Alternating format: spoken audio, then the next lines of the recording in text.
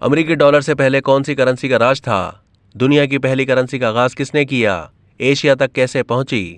امریکی ڈالر اور برطانوی پاؤنڈ سے پہلے کرنسی ریال ڈی اوچو دنیا کی عالمی کرنسی مانی جاتی تھی۔ یہ کرنسی جدید تاریخ میں بین الاقوامی طور پر استعمال ہونے والی پہلی کرنسی تھی۔ یہ چاندی کا سکہ ہسپانوی سلطنت نے 16ویں صدی کے وسط میں جاری کیا تھا۔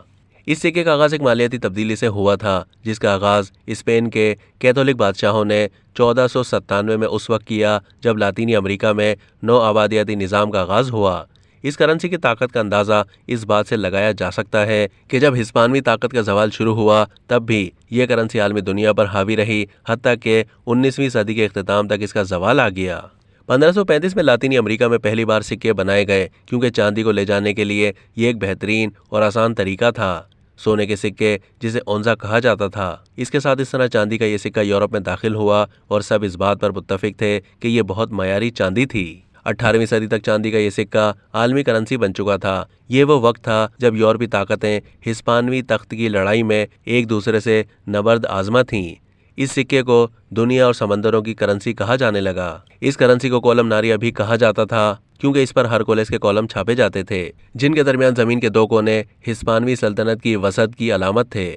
15ویں اور 16ویں صدی میں بحر اوقیانوس تجارتی راستہ اہم تھا، لیکن پھر بحر الکاہل کے ذریعے تجارت زیادہ اہم ہونے لگی، جس کی بنیاد ہسپانوی چاندی کا سکہ تھا اور مالیاتی نظام تھا۔ لاطینی امریکہ سے ہر طرف تجارتی راستہ کھلا تھا۔ یہیں سے یہ سکہ ایشیا تک پہنچا، جہاں چین، جاپان اور ہندوستان سمیت کئی ممالک نے بھی اسے تسلیم کیا۔ چند ممالک میں اس سکے پر مقامی مہر لگا دی جاتی تھی تاکہ اسے مقامی طور پر استعمال کیا جا سکے۔ ہسپانوی سلطنت کے زوال کے وقت بھی یہ سکہ دنیا میں چلتا رہا، تاہم 1770 میں جب امریکہ نے برطانیہ سے آزادی حاصل کر لی تو اپنی کرنسی بنانے کے لیے انہوں نے ہسپانوی سکے سے ہی خیال حاصل کیا۔ امریکی انقلابی اپنی تحریک کے لیے کاغذی کرنسی تیار کرتے تھے، جس کی گارنٹی ہسپانوی ریال ہی ہوا کرتا تھا۔ امریکی ڈالر 1785 میں معرض وجود میں آیا، لیکن ہسپانوی ڈالر 1857 تک چلتا رہا، جب کوائنیج ایکٹ کے تحت ہسپانوی سکے کو شمالی امریکہ سے ختم کر دیا گیا۔ تاہم خیال کیا جاتا ہے کہ ڈالر کا علامتی نشان بھی ہسپانوی سکے سے مستعار لیا گیا۔